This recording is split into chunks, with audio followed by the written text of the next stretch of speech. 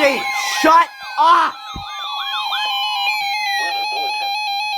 For the following county, Columbiana, Ohio, and the following counties in Pennsylvania, Allegheny, Beaver, and Washington, and Hancock, West Virginia. TVZ, shut The National up! Weather Service in Pittsburgh has issued a severe thunderstorm warning for northeastern Jefferson County and east central Ohio, southeastern Columbiana County and east central Ohio, Beaver County in western Pennsylvania, northwestern Washington County in southwestern Pennsylvania, northwestern Allegheny County in southwestern Pennsylvania, Hancock County in northern West Virginia, until 6:30 a.m.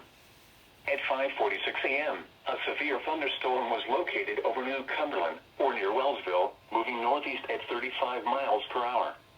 Hazard, 60 miles per hour wind gusts. Source, radar indicated.